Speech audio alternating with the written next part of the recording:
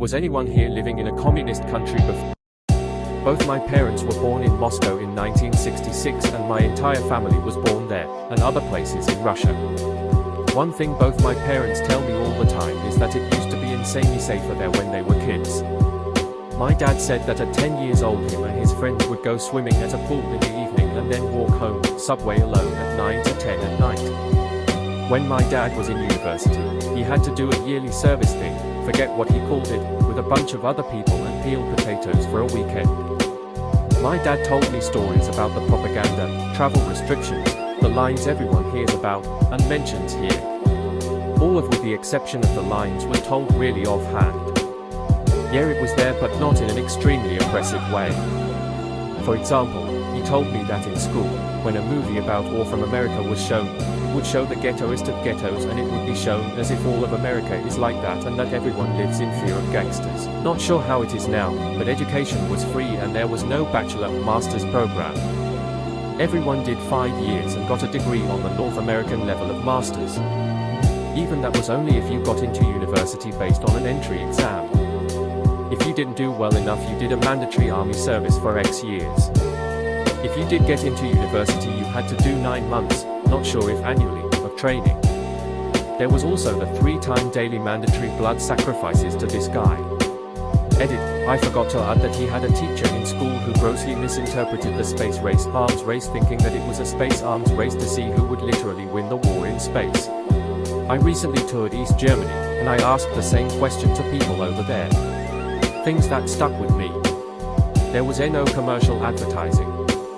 Propaganda, on the other hand, was common. Food was not an issue. Produce was grown locally, and of good quality. People had generally less of an obsession with owning stuff. Conformity was imposed on children from a very young age in schools. Even when not enforced directly, group dynamics ensured that who thought differently was usually isolated.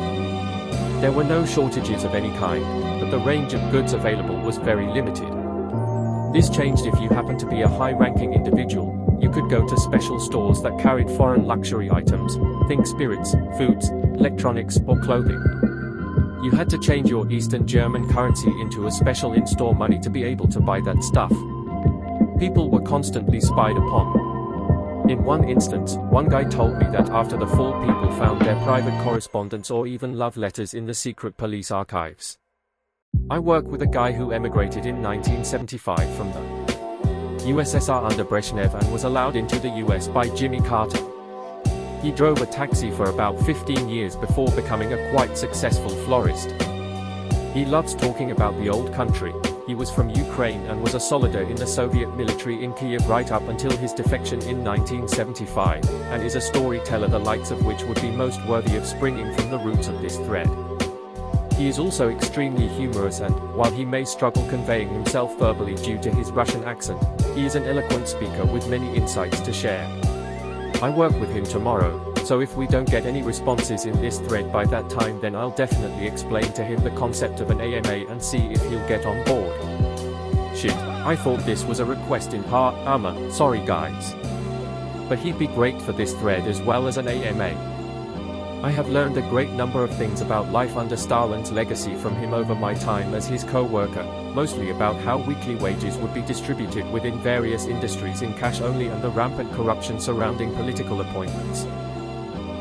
I was born in USSR and immigrated to US in 2001. Soviet living wasn't bad, free healthcare, education, people are not neurotic about making money, strong arts and culture. Cons, zero freedom of speech and limited other freedoms, cannot travel, no economic incentive to excel. The grand collapse was strange and anticlimactic. People buying bags of sugar and flour, anticipating food shortages. Nothing terrible occurred, i.e. riots, hunger, war. Afterwards, chaos, crime, destruction of infrastructure. Few people stole and became mega rich. The rest had to figure out free markets. Strangely enough everything is similar to Gone with the Wind. Loss of a romantic but fundamentally wrong system. My parents lived in communist Czechoslovakia. Day-to-day life wasn't all that different from today. There weren't any American retailers, fast food places like there are today. In schools, history was rewritten to give a pro-Soviet bias. Russian as a second language was mandatory and kids had to call their teachers comrade, which, ironically, became a way to enforce authority rather than a show of equality amongst classes of people as the word would imply. Streets and public buildings were named after Lenin, Stalin, and other famous Marxists. Life was stable, there was good job security, but nobody lived in luxury or even what would be considered middle class in the US today. Lots of older people nowadays are still nostalgic for the good old days and vote for the Communist Party, which is still a strong force in Czech politics, usually grabbing about 14% of the vote. My grandmother is not pro-communist, she votes for the Social Democrats, but has told me that despite the oppression, corruption, and overt Russian influence, she always got the feeling that the government at least genuinely cared for their citizens. My impression is that 1989 wasn't really a huge monumental change as far as everyday life was concerned, but rather the start of a rapid era of change.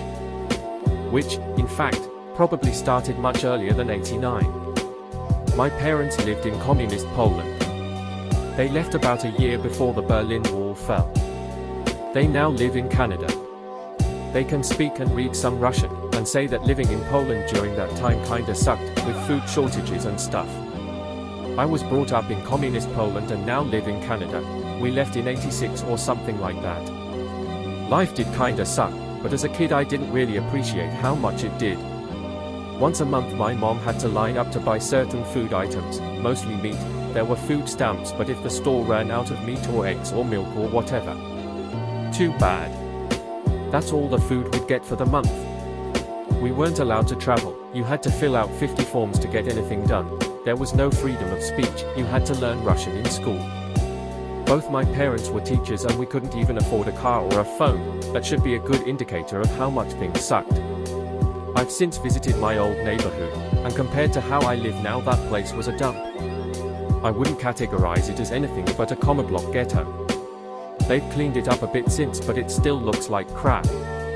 It's funny, cause when I was a kid I did not notice how bad it was. I was born in 1988, so I don't have any memories, but based on what LVE heard. In the last years of communism everyone knew it was going to fall. The only question was when. People were finally allowed to criticize the government and the system. During the revolutions everyone was exited, hopeful. They thought that everything is going to be better. Lots of new possibilities. Buying a pair of Levi's jeans, or going on a vacation to, for instance, Italy was not common, almost impossible before. Disappointment kicked in soon. We learned that capitalism is not perfect. Unemployment skyrocketed, greater than 20% inflation too. It was a shock. 23 years have passed. Lots of people think that it is worse now than it was 30 years.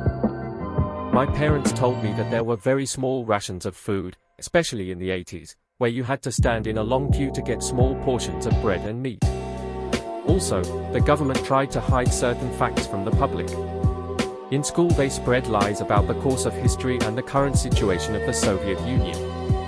In retrospect, my parents found the last 10 years of communism to be the worst. In which country? Here in Hungary it actually got gradually softer from the late 50s until the fall of the socialism. Actually among some older people there is some nostalgia to those times, especially since the economic crapstorm began, and it is usually attributed to this. They were born in Romania, which had cruel policies due to the rule of Ceausescu.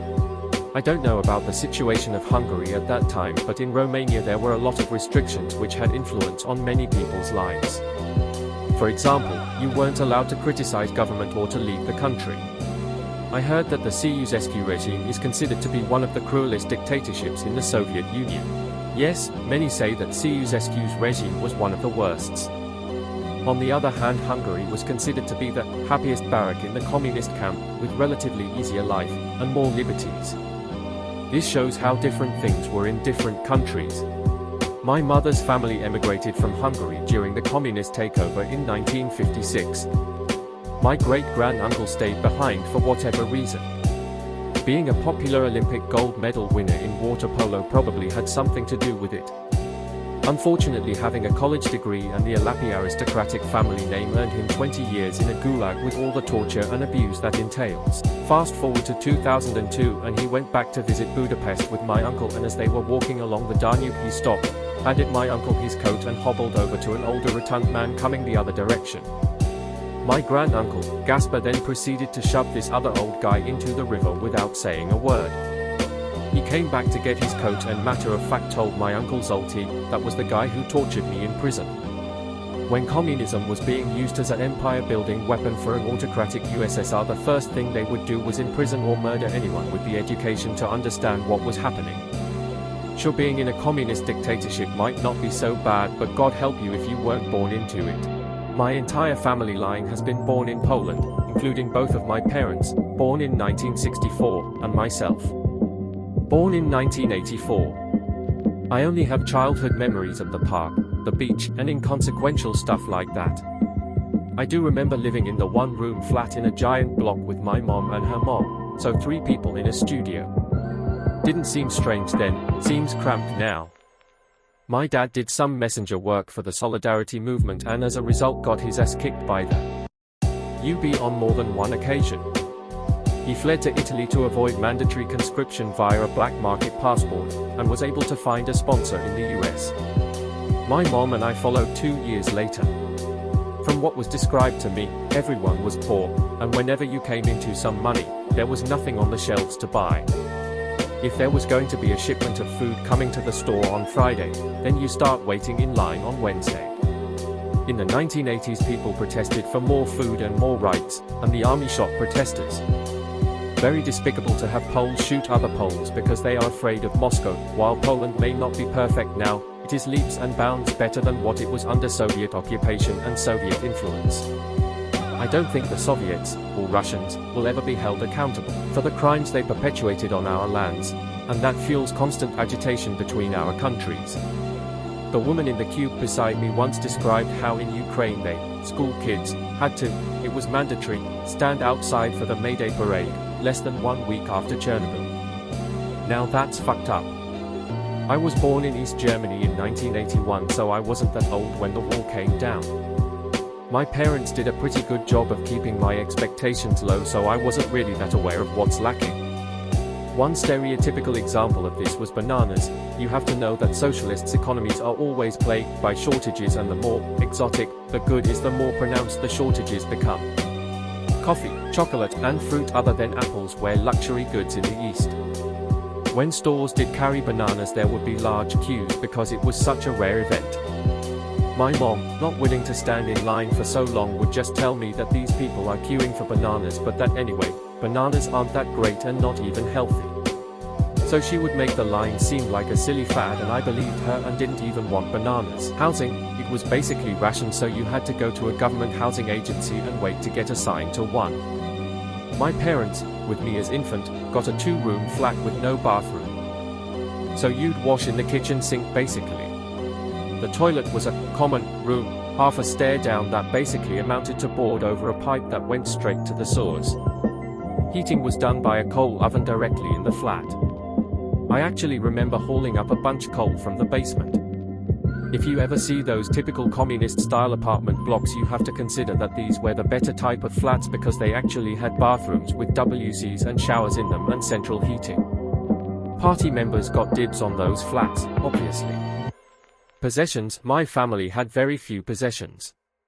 Basically the furniture in the living room, a table, a couch that doubled as bed for my parents, some bookshelves, my bed, and a family wardrobe.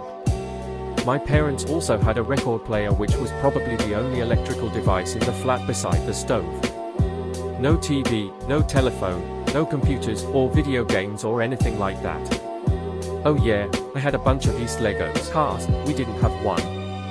Waiting time was 18 years, sometimes more. There were 3 types of cars, on the whole, the most famous being the Trabant. School, like every kid, I looked forward to school. I don't remember being indoctrinated, who would, but I believe they only started on that in earnest in higher grades.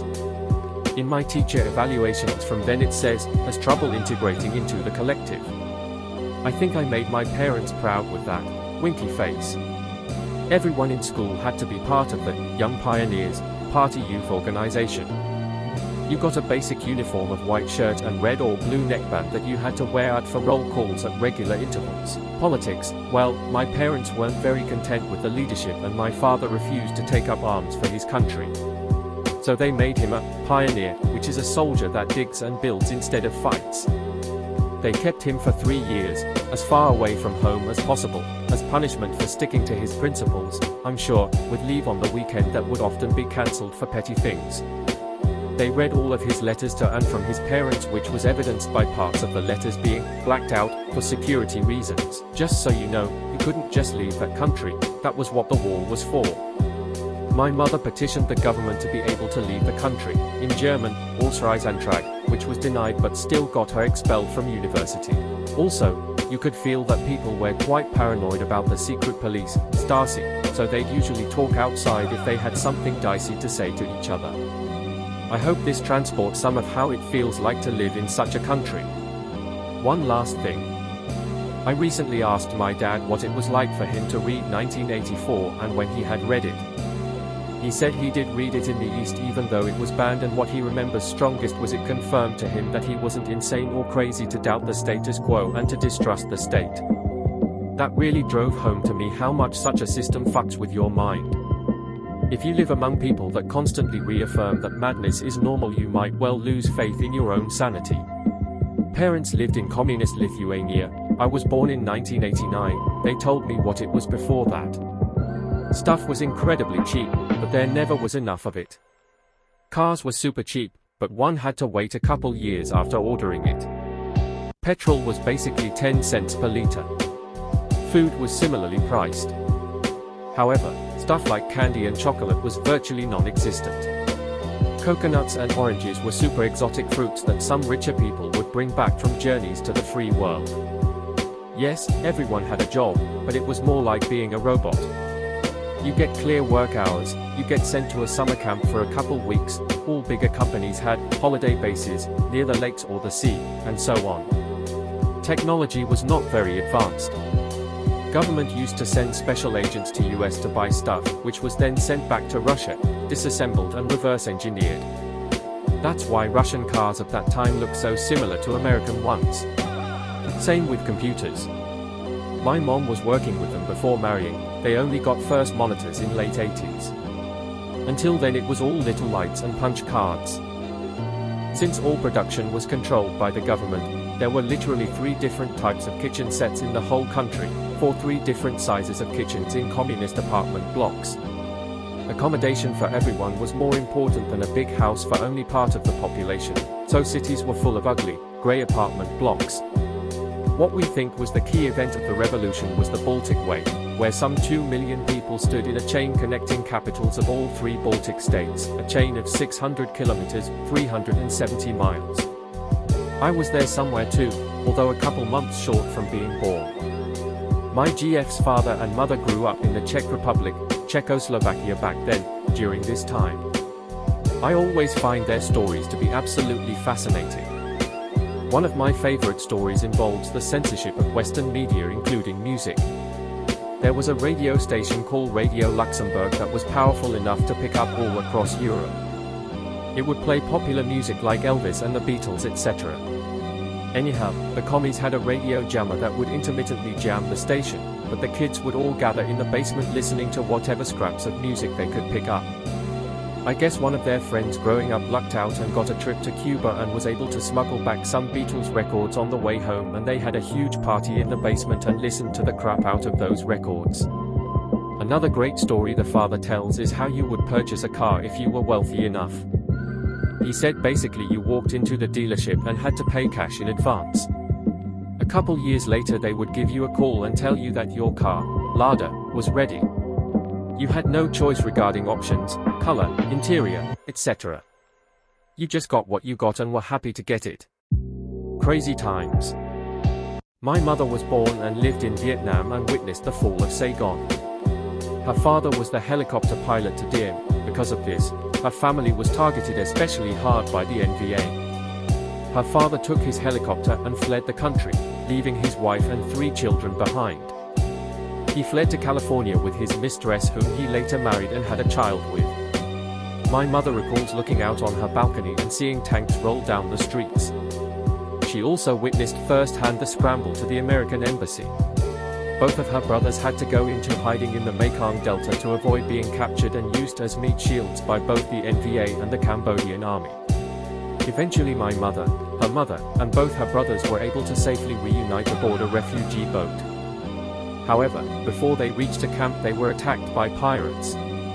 My mother has never spoken much about what happened when the pirates attacked the ship. I only know that no one was killed once they reached the refugee camps. They stayed there for about a year. During that year, my mother's father sent her mother divorce papers so that he would not be financially responsible for the family anymore. Additionally, as can be imagined, conditions in the camp were horrid.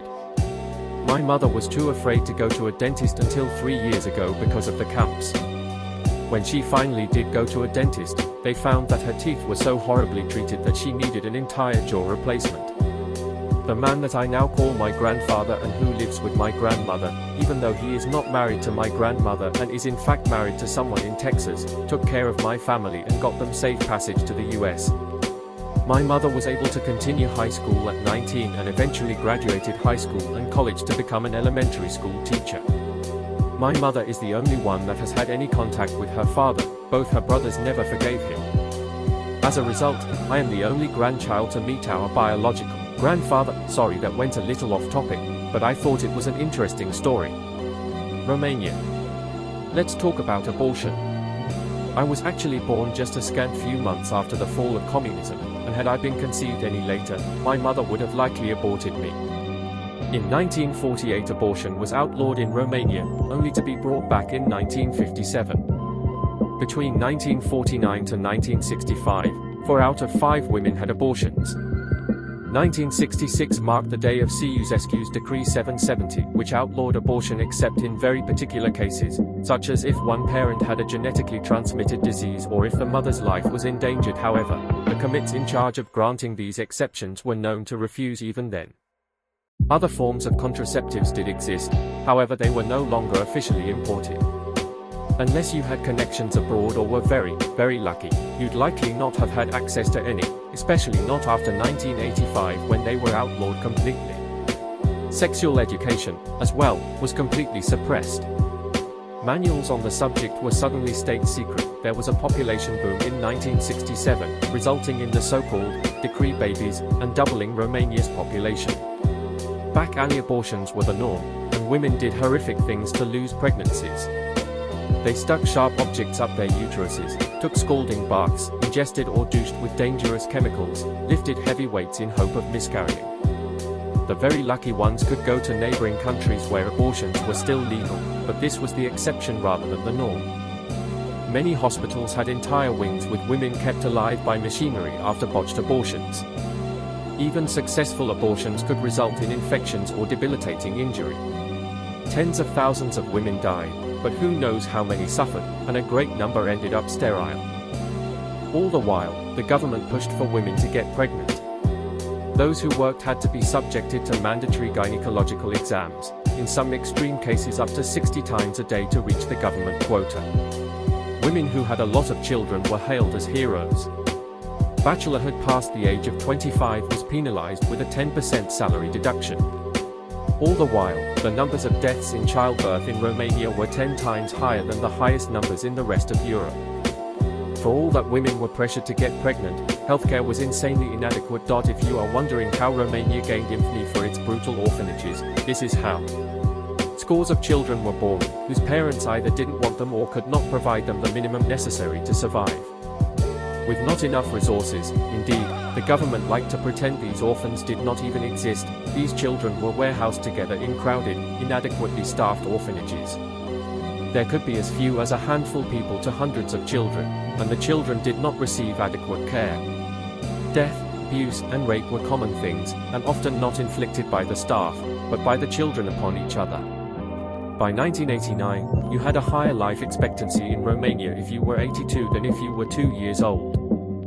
On the 25th of December 1989, the very decree babies that Ceausescu was responsible for killed him. He was, if I recall correctly, the only communist dictator in the Eastern Bloc to be executed by the people he oppressed. I might be wrong about this. I have no idea what happened to the other guys. My mother was one of numerous women who got pregnant under communism out of wedlock, to boot. She had to quit going to college because the professors would scorn her and tell her that she should be at home, that being pregnant was her job. Now, my mother, though brilliant, after a psychological evaluation a few years ago, it was revealed that she had genius-level intellect, did not have one maternal bone in her body, but she was forced to quit her studies and marry my father, and after I was born, she pretty much passed me on to my paternal grandparents, and unfortunately, she was never around long enough to see what abusive assholes they really were. She never managed to go back to college, because she had to work and provide for me and, for years later, my brother. Do I wish my mother had aborted me? Well, it would have allowed her to lead a happier life, and me to avoid the misery inflicted upon me by my grandparents. So yes, I think that would have been the best course of action. It's not like I would have known the difference, I wouldn't have existed. And this is why pro-lifers fill me with rage. Because when you deny her access to abortion, you're not just punishing a woman for getting pregnant, you are punishing a child. And anyone willing to hurt a child just so they can feel better about themselves is the most abject excuse for an asswipe of a human being ever. I went on a tangent there, sorry. My father lived in communist Poland, I live in Denmark, and has now moved back there. In his early 20s he managed to transition to Denmark where he met my mother. He has told me numerous times about how crappy the conditions were. Food rations, things we now consider everyday stuff, were really hard to come by, lockdowns, he couldn't go to gala in high school because of one. Tanks in the streets, etc. Nowadays I can definitely feel where he comes from.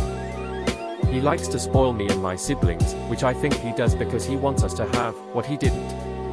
My granddad and grandmother shows it by keeping all sorts of stuff others would just throw out, a lot of food containers. Other than that, I think all the people I know in Poland are just very happy to have the freedom they didn't have during COP. Lived on the other side of the fence in Germany, but I have vivid memories of the difference from some visits to Berlin before the wall fell and traveling through East Germany shortly after. The complete absence of advertisements anywhere for in the beginning was very striking. Also, the roads were bad and the pollution in certain regions was beyond belief. I came through Bitterfeld once before they shut everything down, and I couldn't believe it when I was told that things were even worse before. I was also greatly amused and bewildered by the signs in villages that pointed out the nearest home that had a telephone. I was told tales by relatives that it was normal having to wait a decade for a car, that if you ever wanted to actually buy anything beyond the bare minimum you either had to have connections and buy something from under the counter or have Western currency and buy something from special Western shops.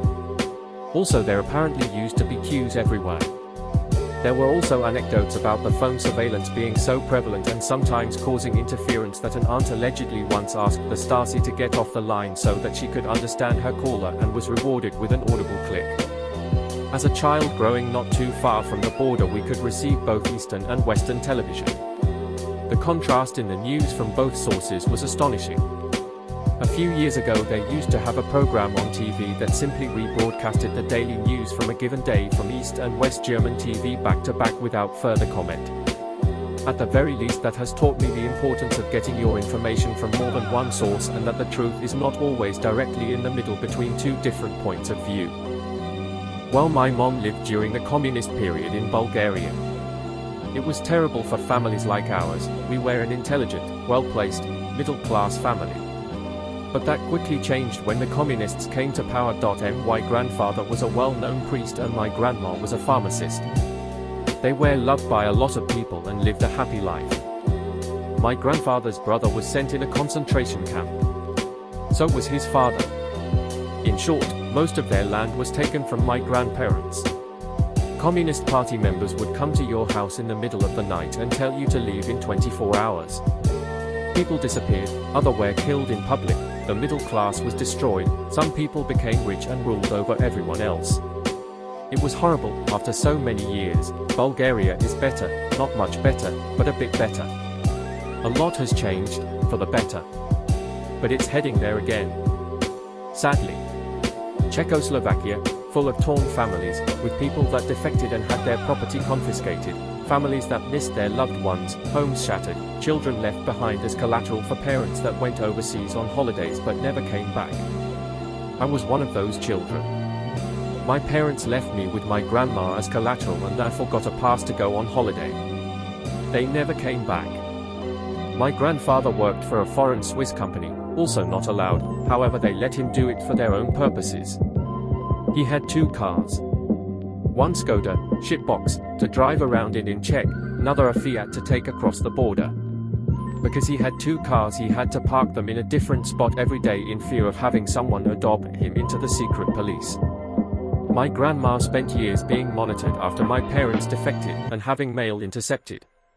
Finally, a few years later, my grandfather paid off some senior people, who in turn paid off the border patrol. At the age of 5, my grandmother and grandfather drove me to the Czech-Austrian border, and told me to walk through the border. The guards turned their backs to me, and at the other end I was greeted by some awesome Austrian dudes and my parents in a combo. I was 5. Good times. Fuck commies, they made a mess of my family. Romania, born in 81. Was a little over 8 years old when the revolution happened. Can't remember a lot of details, but the gist of it is this. There was a curfew at 10 p.m. hours. Once you graduated high school, you either got a job, or went to jail. Simple as that. History sucked, 2% fact, 90% fiction, 8% what the actual fuck. Freedom of speech equals 0. Humongous lines to get the basic food supplies, ration, milk, bread, rice, sugar at Kaitera. Scared shitless as the shooting started, since I live in the capital, Bucharest. Can't really focus now, I'm at work and it's been a 16-hour day, but I'm pretty sure most of what happened then has been already said. There were decent wages, comparatively with the power of the coin, but the goods were rare and only a few had access to most luxuries, bananas, oranges, etc. Even meat was hard to find in decent quantities, unless you had connections. This had and always will work. It was fucked up in many ways, but it was much better in oh so many others.